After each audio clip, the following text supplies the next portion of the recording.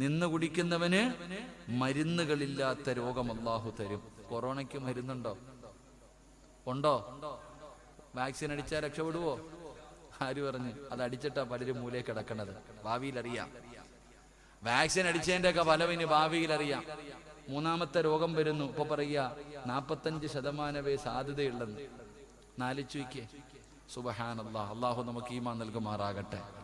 വരണമെങ്കിൽ വരും, മരിക്കണമെങ്കിൽ മരിക്കും, കൊണ്ട് കുഴിച്ചിടും. അല്ലാഹു നല്ല മരണം തരുമാറാകട്ടെ. എന്റെ പ്രിയപ്പെട്ടവരെ, അല്ല നിന്നെ വെറുതെ വിടത്തില്ലടാ. ഈ കല്ലിങ്കാലിലെ ഏറ്റവും വലിയ സമ്പന്നനാണെങ്കിലും വീടിനകത്ത് കടന്ന നീ ഉറങ്ങൂല. ഭാര്യയുടെ മുഖത്ത് നോക്കിയാൽ നിനക്ക് സമാധാനം അല്ല തരൂല. ചിരിച്ചു കളിച്ചുകൊണ്ട് നിന്റെ മക്കള് വീടിന്റെ മുന്നിൽ ഓടി നടന്ന് കെട്ടിപ്പിടിച്ച് ഉമ്മ വെച്ച് തന്നാലും നിന്റെ ഹൃദയത്തിന്റെ അകത്ത് കണ്ണിന് കുളിർമ അല്ലാഹു തരൂല. അല്ല നിന്നെ ഇടുക്കും. നീ അല്ലാനെ മറന്നവനാ. അല്ലാന്റെ ഖുർആനിനെ നീ നിസ്സാരമാക്കി കണ്ടവനാ. നിന്നെ അല്ല വെറുതെ അങ്ങ് സുഖിക്കാൻ വിടുവോ? ഇല്ല. അല്ല നിന്നെ ഇവിടെ ഇട്ട് വരിച്ചു മുറുക്കും. ഈ ദുനിയാവിലിട്ട് അല്ലാഹു നിന്നെ വരിച്ചു മുറുക്കും. നാളെ പരലോകത്ത് നിന്റെ അവസ്ഥ അങ്ങനെ. അല്ലാഹു കാത്തിരക്ഷിക്കുമാറാകട്ടെ. ഉറക്കപ്പറ, അല്ലാഹു കാത്തിരക്ഷിക്കുമാറാകട്ടെ. എന്തേ അതിന്റെ കാരണം? സൗദിയിൽ പോയിട്ട് വന്നപ്പോൾ 5 ഖുർആൻ കൊണ്ട് വന്നിട്ടുണ്ട്. വീട്ടിൽ ചെല്ലുമ്പോൾ അലമാരിക്കകത്ത് ഇങ്ങനെ നിരത്തി വെച്ചിട്ടുണ്ട്. ചോദിച്ചാ പറയും, ഇത് ഹജ്ജിന് പോയിട്ട് വന്നപ്പോ, ഇത് ഉംറയ്ക്ക് പോയിട്ട് വന്നപ്പോ കൊണ്ടുവന്നതാ. പരിശുദ്ധമായ ഖുർആൻ കൊണ്ടുവന്നിട്ട് വീടിന്റെ അലമാരിക്കകത്ത് നിരത്തി വെച്ചിട്ടുണ്ട്. തുറന്നിട്ട് എത്ര നാളായി? ആ ഖുർആൻ തുറന്നു നോക്കിയ ഒരു ഓർമ്മയുണ്ടോ നിങ്ങൾക്ക്? എടാ, നിന്റെ വീടിനകത്തിരുന്നിട്ട് ആ ഖുർആൻ തന്നെ പ്രാവുക. ആ ഖുർആൻ തന്നെ നിന്റെ വീടിനകത്തിരുന്നിട്ട് നിന്നെ ശപിക്കുകയാ. അല്ലാ ഒന്ന് തുറന്നു പോലും നോക്കണില്ല. അല്ല ചെലന്തി വല അടിച്ചു പടച്ചവനെ തുടക്കണില്ല. അല്ല ചെലന്തി വല എന്നല്ലേ പറയാ? അതിന് വേറെന്തോ പറയത്തില്ലേ ഇപ്പൊ ഇവിടെ? സുബ്ഹാനല്ലാഹ്, ഞാൻ പറയണില്ല. എന്താ വല? എന്താ അത്? ഏതൊരു തമിഴ് സിനിമയല്ലേ, അണ്ണാമല. ഞാൻ ഈ അടുത്തൊരു വീട്ടിൽ പോയി. ഒരു വീട്ടിൽ പോയപ്പോ എന്തോ വലിയ പ്രയാസത്തെ കുറിച്ച് പറഞ്ഞു. ഇപ്പൊ ഞാൻ പറഞ്ഞു, ഖുർആനിലെ ഒരു ആയത്ത് പറഞ്ഞു കൊടുത്തു ഓതാൻ. അള്ളാന്റെ ഖുർആനിലെ ഒരു ആയത്ത് ഓതാൻ പറഞ്ഞു കൊടുത്തപ്പോ, ഉസ്താദെ എനിക്ക് അറിയത്തില്ല. ഞാൻ പറഞ്ഞു, എന്നാ ഖുർആൻ ഇങ്ങെടുത്തോണ്ട് വാ. ഖുർആൻ ഇങ്ങെടുത്തോണ്ട് വാ, ഞാൻ കാണിച്ചു തരാം. സുബ്ഹാനല്ലാഹ്, ഖുർആൻ എടുത്തോണ്ട് വരുന്ന രംഗം കാരണം ഇന്നപ്പോ സുബ്ഹാനല്ലാഹ്, ഉറുമ്പ് ഇങ്ങനെ മണ്ണ് വെക്കൂലേ? ഉറുമ്പ് ഇങ്ങനെ ഖുർആൻ മണ്ണ് അതിനകത്ത്. സുബ്ഹാനല്ലാഹ്, നാലിച്ചുയ്ക്ക് അതിന്റെ സൈഡ് മുഴുവനും പോയി തിന്നിട്ട്.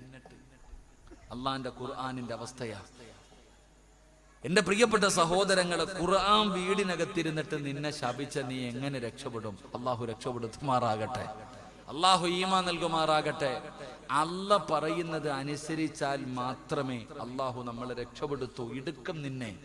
എടാ, ഭക്ഷണമില്ല, ദാരിദ്ര്യം, പ്രയാസം, രോഗം, അല്ലാഹുവേ മനസ്സമാധാനമില്ല. അല്ലാഹു കാക്കുമാറാകട്ടെ. അല്ലാഹു കാക്കുമാറാകട്ടെ. എന്റെ പ്രിയപ്പെട്ടവരെ, അല്ല പ്രയാസപ്പെടുത്തും.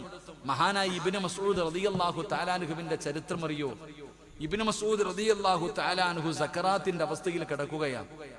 മരിക്കാൻ കിടക്കുമ്പോ ഉസ്മാൻ റളിയല്ലാഹു തആല അൻഹു ഉടങ്ങുന്ന സഹാബത്ത് കാണാൻ പോയി.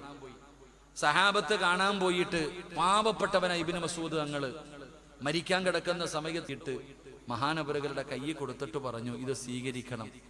മക്കളൊക്കെ വളർന്നു വരുവല്ലേ, കല്യാണമൊക്കെ കഴിച്ചു കൊടുക്കണ്ടേ, അതിനു വേണ്ടിയാ ഇന്ന. പടച്ചവനെ ഇബ്നു മസ്ഊദ് റളിയല്ലാഹു തആല അൻഹു പറഞ്ഞു, എനിക്ക് വേണ്ട ഉസ്മാനെ, എന്റെ മക്കളുടെ കാര്യം ഓർത്തിട്ട് നീ സങ്കടപ്പെടണ്ട. എന്റെ പെൺമക്കളുടെ വിവാഹത്തിന്റെ കാര്യം ഓർത്തിട്ട് നീ സങ്കടപ്പെടണ്ട. എന്റെ മക്കളുടെ കാര്യം ഞാൻ നോക്കിക്കൊള്ളാം. അൽഹംദുലില്ലാഹ്. നബി സല്ലല്ലാഹു അലൈഹി വസല്ലമ തങ്ങൾ പറഞ്ഞിട്ടുണ്ട്, മഗ്രിബിന്റെ ഇശാഇന്റെ ഇടയിൽ ഏത് വീടിനകത്താണോ സൂറത്തുൽ വാഖിഅ പാരായണം ചെയ്യുന്നത്, ആ വീട്ടിൽ അല്ലാഹു ഒരിക്കലും ദാരിദ്ര്യം കൊടുക്കില്ല എന്ന് നബി മുഹമ്മദ് മുസ്തഫ. ഇബ്നു മസ്ഊദ് തങ്ങൾ പറയാ, എന്റെ പെമ്മക്കൾ എല്ലാ ദിവസവും സൂറത്തുൽ വാഖിഅ ഓതുന്നുണ്ട്. അതുകൊണ്ട് അവരുടെ കാര്യത്തിൽ എനിക്ക് പേടിയില്ല. ആ മക്കളുടെ വിവാഹ ജീവിതവുമായി ബന്ധപ്പെട്ട വിഷയത്തിൽ എനിക്കൊരു പേടിയുമില്ല. എന്റെ വീട്ടിൽ ഒരിക്കലും ദാരിദ്ര്യം ഉണ്ടാവില്ല. കാരണം സൂറത്തുൽ കഹ്ഫ്, സൂറത്തുൽ വാഖിഅ എന്റെ വീടിനകത്ത് ഓതുന്നുണ്ട്. നമ്മുടെ വീടിനകത്തോ ഈ അടുത്തൊരു ചെറുപ്പക്കാരന്റെ കടയിൽ പോയി ഉസ്താദെ കച്ചവടമൊന്നുമില്ല, വലിയ നഷ്ടത്തില്ല. ഞാൻ പറഞ്ഞു മോനെ യാസീൻ ഓതണം കേട്ടോ. ഓതാറുണ്ട് ഉസ്താദെ, എല്ലാ ദിവസവും കട തുറന്നുടനെ യാസീൻ ഓതാറുണ്ട്. ഞാൻ ചോദിച്ചു ആര് ഓതാറുണ്ട്? മൊബൈൽ ഓതാറുണ്ട് ഉസ്താദെ. അവന്റെ മൊബൈൽ കടയ്ക്കകത്ത് കയറി കഴിഞ്ഞാൽ പടച്ചോനെ ഓണാക്കി വെക്കുക, മൊബൈൽ അങ്ങ് ഓണാക്കി വെക്കും, മൊബൈൽ യാസീൻ ഓതുന്നുണ്ട്. അപ്പൊ മൊബൈലിന് ബർക്കത്ത് ഇട്ടു, ഓന് ബർക്കത്ത് കിട്ടുന്ന കാര്യം എങ്ങനെ? എന്റെ പ്രിയപ്പെട്ടവരെ, നമ്മൾ ചിന്തിക്കൂ, ഖുർആൻ നിസ്സാരമല്ല സഹോദര. അത് നിസ്സാരമായിട്ട് കാണേണ്ട ഒരു കാര്യമല്ല. അള്ളാഹുടെ കലാമ്, അള്ളാഹുവിന്റെ കലാമിനെ ആദരിക്കണം, ബഹുമാനിക്കണം. നിന്റെ ചെവി കയറാത്ത അബൂജഹല്, ഉത്തുബത്ത്, ഷൈബത്ത് ഇവരൊക്കെ ആരാ? ഇസ്ലാമിന്റെ ഏറ്റവും വലിയ ശത്രുക്കളാ. ഇവര് പകല് മുഴുവനും പറയും മുഹമ്മദ് പറയുന്നത് കേൾക്കരുത്, മുഹമ്മദ് ഓതുന്നത് കേൾക്കരുത്, ചെവിയിൽ കൈയിട്ടിട്ട് നടക്കണമെന്ന്. എന്നാൽ ഒരു ദിവസം രാത്രി നബി സല്ലല്ലാഹു അലൈഹി വസല്ലമ തങ്ങളുടെ വീടിന്റെ ഭാഗത്ത് ഇവര് 3 പേര് ഒളിച്ചിരിക്കുകയാണ്. ഇവര് 3 പേരും പതുങ്ങിയിരിക്കുന്നു. അപ്പൊ ഇവരിങ്ങനെ എഴുന്നേറ്റ് പോകുമ്പം എല്ലാരും കണ്ടു. എന്താ ഇവിടെ വന്നത്? ഈ മുഹമ്മദ് ഓതുന്നത് കേൾക്കാൻ എന്ത് രസമാണെന്നറിയാമോ? നബി സല്ലല്ലാഹു അലൈഹി വസല്ലമ തങ്ങൾ വീടിനകത്തിരുന്ന് ഖുർആൻ ഓതുമ്പോ അത് കേൾക്കാൻ വേണ്ടി വന്നതാ. ഇവന്മാരാ പകല് കേൾക്കരുതെന്ന് പറയണേ. അപ്പൊ ചോദിച്ചു, നമ്മളല്ലേ നാട്ടുകാരോട് ഇത് കേൾക്കരുതെന്ന് പറയുന്നത്? അതുകൊണ്ട് ശരിയല്ല, ഇനി ആരും വരരുത് കേട്ടോ. പിരിഞ്ഞുപോയി. പിറ്റേ ദിവസവും വന്നു. നിങ്ങൾ ചിന്തിക്ക്, അബൂജഹല് പോലും ഖുർആൻ കേൾക്കുമായിരുന്നു. നമ്മളോ അബൂജഹല് പോലും പരിശുദ്ധമായ ഖുർആൻ ഓതുന്നത് കേൾക്കാൻ വരും. നമ്മൾ മുസ്ലിമീങ്ങൾ, നമ്മുടെ അവസ്ഥ ചിന്തിച്ചു നോക്ക്. അള്ളാഹു ഈമാൻ നൽകുമാറാകട്ടെ. ഇന്ന് യാസീൻ ഓതിയവരൊക്കെ ഒന്ന് കൈപൊക്കിക്കേ, വാക്യ ഓതിയവര് പൊക്കിക്കേ, സജദ ഓതിയവര് പൊക്കിക്കേ, സൂറത്തുൽ മുൽക്ക് ഓതിയവര് പൊക്കിക്കേ. നിസ്കരിച്ചപ്പോഴല്ലാതെ ഒരു സൂറത്തെങ്കിലും ഓതിയവര് കൈപൊക്കിക്കേ. നിസ്കരിച്ച സമയത്തല്ലാതെ ഒരു കുൽഹുല്ലയെങ്കിലും ഓതിയവര് കൈപൊക്കി, അല്ലാതെ ഒരു കുൽഹുല്ലയെങ്കിലും ഓതിയവര് കൈപൊക്കിക്കേ. സീറ്റിന് നല്ല ഉറപ്പില്ലേപ്പാ, വീഴത്തില്ലല്ലോ. അള്ളാഹു കാക്കമാറാകട്ടെ. നമ്മൾ ആ സ്വർഗത്തിൽ പോണ കാത്തിരുന്നോ? നമുക്ക് വേണ്ടിയാ അള്ളാഹു സ്വർഗം ഒരുക്കി വെച്ചിരിക്കുന്നത്. പത്രം വായിച്ചോ? ഇന്ന് മലയാള മനോരമ, ചന്ദ്രിക, മാധ്യമം, പിന്നെ പറ്റണ എല്ലാം വായിച്ച ഉസ്താദേ. ഖുർആൻ തൊട്ടിട്ടില്ല ഞാൻ അള്ളാഹുവിന്റെ പരിശുദ്ധമായ ഖുർആൻ ഇന്ന് കൈകൊണ്ട് തൊട്ടോ? ഒന്ന് കൈവക്ക്. ഖുർആൻ കൈകൊണ്ട് തൊട്ടിട്ടുണ്ടെങ്കിൽ കൈവക്ക്. അള്ളാഹു അഅലം. അള്ളാഹു നമുക്ക് ഈമാൻ നൽകുമാറാകട്ടെ. നോട്ട് കെട്ടെടുത്തോ? പൈസ എടുത്തോ? അതാ നിനക്ക് എങ്ങനെ അള്ളാഹ് നിന്നെ വെറുതെ വിടും? അള്ളാഹു നിനക്ക് എങ്ങനെ നല്ല ജീവിതം തരും? പാപ്പ, ഞാൻ കളിയാക്കിയതോ കുറ്റപ്പെടുത്തിയതോ അല്ല. നീ നിന്റെ തെറ്റു മനസ്സിലാക്ക്. വയലെന്ന് പറഞ്ഞാൽ അതല്ലേ. നീ നിന്റെ തെറ്റു മനസ്സിലാക്ക്. നിനക്ക് സംഭവിച്ചു കൊണ്ടിരിക്കുന്ന നാശം നീ മനസ്സിലാക്ക്. എങ്ങനെ നീ രക്ഷപ്പെടാനാ? അള്ളാഹുടെ കലാമ്, പരിശുദ്ധമായ ഖുർആൻ അറിയൂ നിനക്ക്? ആ ഖുർആൻ കേട്ടപ്പോഴാ പലരും നെഞ്ചു പൊട്ടിയിട്ട് മരിച്ചുപോയത്. അള്ളാഹുവിന്റെ പരിശുദ്ധമായ ഖുർആനിന്റെ ആയത്തുകൾ കേട്ടപ്പോഴാ പലരും നെഞ്ചു പൊട്ടിയിട്ട് മരിച്ചുപോയി. അറ്റാക്ക് വന്നത്. നമുക്ക് അറ്റാക്ക് വരും തിന്നു കൊഴുപ്പ്, കൊളസ്ട്രോൾ കൂടിയിട്ട്. മട്ടനും ചിക്കനും ബീഫും തിന്ന് കൊഴുപ്പ് കൂടിയിട്ട് ഞാനും നിങ്ങളും അറ്റാക്ക് വന്ന് ചാവും ഇല്ലേ?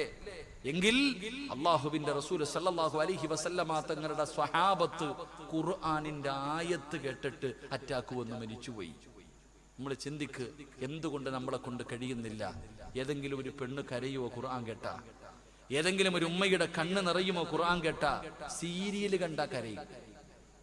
സീരിയല് കണ്ടാലിരുന്ന് കരയുന്ന ഉമ്മമാരെ കാണാം. ഞാൻ ഈ അടുത്ത് ട്രെയിനിൽ ഇങ്ങനെ യാത്ര ചെയ്യുക, ജനശതാബ്ദിക്ക് കണ്ണൂരിൽ നിന്ന് രാവിലെ 4:50 കയറി. പടച്ചനിങ്ങനെ ട്രെയിൻ ഇങ്ങനെ പോകുമ്പോൾ ഞാൻ നോക്കുമ്പോൾ എൻ്റെ ഓപ്പോസിറ്റുള്ള ഒരു സീറ്റിനകത്ത് ഇരുന്നിട്ട് ഒരു 10-40 വയസ്സ് വരും ഒരു മുസ്ലിം സഹോദരി ഇരുന്ന് കരയുകയാണ്. അപ്പൊ ഞാൻ വിചാരിച്ചു, സാധു ആരെങ്കിലും മരിച്ചിട്ടുണ്ടാകും, ആരെങ്കിലും മരിച്ചതാകും. കാരണം ഫോൺ ഇങ്ങനെ വരുന്നുണ്ട്. ഒരുപാട് നേരം ഹാപ്പി ആയിട്ടിരുന്ന താത്തായ പെട്ടെന്നാണ് കരച്ചിൽ തുടങ്ങിയത്. പാവം ഇങ്ങനെ മൂക്ക് പിഴിയുന്നുണ്ട്, പാവം. അപ്പൊ ഞാനിങ്ങനെ വിചാരിച്ചു, പടച്ചവൻ ആരെങ്കിലും മരിച്ചിട്ടുണ്ടാകും, അല്ലെങ്കിൽ ആർക്കെങ്കിലും എന്തെങ്കിലും അത്യാവശ്യ രോഗങ്ങളോ എന്തെങ്കിലും സംഭവിച്ചിട്ടുണ്ടാകും, ഇതിന്റെ സങ്കടത്തിൽ കരയായിരിക്കും എന്ന് വിചാരിച്ചു മിണ്ടാതിരുന്നു. അവസാനം റെയിൽവേ സ്റ്റേഷനിൽ ഇറങ്ങുമ്പോ, എന്റെ സ്റ്റോപ്പിൽ ഇറങ്ങാൻ വേണ്ടി ഞാനിങ്ങനെ നടന്നു പോകുമ്പോ നോക്കുമ്പോ ഈ താത്ത സീരിയൽ കണ്ടിട്ടിരുന്ന് കരയുകയാ. സത്യമായിട്ടും ട്രെയിനിനകത്ത് പരസ്യമായിട്ട് അള്ളാന്റെ ഖുർആൻ ഓതിയിട്ട് ഒരിക്കലെങ്കിലും എൻ്റെയോ നിങ്ങളുടെ കണ്ണ് നിറഞ്ഞിട്ടുണ്ടോ? ജീവിതത്തിൽ ഒരിക്കലെങ്കിലും അള്ളാഹുവിന്റെ ഖുർആനിലെ ഒരായത്ത് കേട്ടിട്ടോ ഓതിയിട്ടോ എന്റെയോ നിങ്ങളുടെ ആരുടെയെങ്കിലും കണ്ണ് നിറഞ്ഞിട്ടുണ്ടോ? നിറഞ്ഞിട്ടുണ്ടെങ്കിൽ രക്ഷപ്പെട്ടു, ഇല്ലെങ്കിൽ പരാജയപ്പെട്ടു. അള്ളാഹു കാക്കുമാറാകട്ടെ. ഉറക്കപ്പറ, അള്ളാഹു കാക്കുമാറാകട്ടെ. ജീവിതത്തിൽ ഒരിക്കലെങ്കിലും എന്റെ പ്രിയപ്പെട്ട സഹോദരങ്ങളെ നമ്മുടെ കണ്ണ് നിറഞ്ഞ നമ്മൾ രക്ഷപ്പെട്ടു. ആരാ പറയുന്നത്? മഹാനായ നബി മുഹമ്മദ് മുസ്തഫ. ഞാനല്ല പറഞ്ഞത്, മഹാനായ നബി മുഹമ്മദ് മുസ്തഫ സല്ലല്ലാഹു അലൈഹി വസല്ലമ തങ്ങൾ പറയുകയാണ്, സ്വഹാബാ, നിങ്ങൾ ഖുർആൻ ഓതണേ സ്വഹാബാ. അല്ലാഹുവിന്റെ പ്രവാചകൻ സല്ലല്ലാഹു അലൈഹി വസല്ലമ തങ്ങൾ പറയുകയാണ്, അബൂബക്കർ സിദ്ദീഖ് തങ്ങളാണ് നിവേദനം ചെയ്യുന്നത്. അല്ലാഹുവിന്റെ റസൂൽ പറയുകയാ, സ്വഹാബാ, നിങ്ങൾ ദുആ ചെയ്യുന്ന ഖുർആൻ ഓതുമ്പോ നിങ്ങൾ ഖുർആൻ ഓതുന്ന സമയത്ത് കരയണേ, കരച്ചിൽ വരുന്നില്ലേ, നിങ്ങൾ അഭിനയിക്കണേ സ്വഹാബാ. ഒരിക്കൽ അല്ലാഹുവിന്റെ പ്രവാചകന് സ്വഹാബത്തിങ്ങനെ, എന്നാലും നമ്മൾ മൊബൈൽ നോക്കിയിട്ട് ഓതും, നമ്മൾ കാണാതെ ഓതും, എങ്കിൽ ഖുർആൻ കണ്ടുകൊണ്ട് ഓതണമെന്ന് നബി മുഹമ്മദ് മുസ്തഫ. നബി മുഹമ്മദ് മുസ്തഫ സല്ലല്ലാഹു അലൈഹി വസല്ലമ തങ്ങൾ പറയുന്നു, ഖുർആൻ കണ്ടുകൊണ്ട് വേണം ഓതാൻ. കാരണം ഖുർആൻ കണ്ടുകൊണ്ട് ഓതിയാൽ കിട്ടുന്ന പ്രതിഫലം ഇബ്ലീസിന് ഇതിനേക്കാളും വേദനയുള്ള ഒരു കാര്യമില്ലെന്ന് നബി മുഹമ്മദ് മുസ്തഫ സല്ലല്ലാഹു അലൈഹി വസല്ലമ തങ്ങൾ പറയുന്നു, ഒരാൾ ഖുർആൻ കണ്ടു ഓതുക, കയ്യിൽ എടുത്തു വെച്ചിട്ട് യാസീൻ ഓതുമ്പോ ഇബ്ലീസിന് ഇതിനേക്കാളും വേദനയുള്ള ഒരു കാര്യമില്ല. അത്രയ്ക്കും സങ്കടമാണ് ഇബ്ലീസിന് ഒരാൾ ഖുർആൻ ഓതുന്നത്.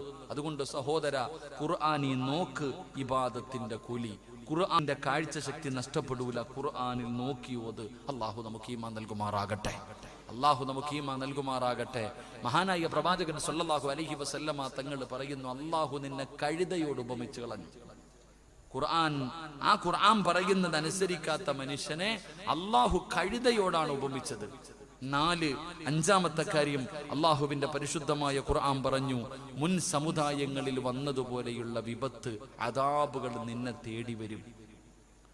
നിന്റെ മുൻഗാമികൾക്ക് വന്നതുപോലെയുള്ള അതിനോട് യോജിച്ചു വരുന്ന അദാബുകൾ നിന്നെ തേടി വരും. എന്തു ചെയ്യുമ്പോ? ഖുർആനിന്റെ ആയത്തുകൾ കേട്ടിട്ട് നീ നിസ്സാരമാക്കുമ്പോ. അള്ളാഹു കാക്കുമാറാകട്ടെ.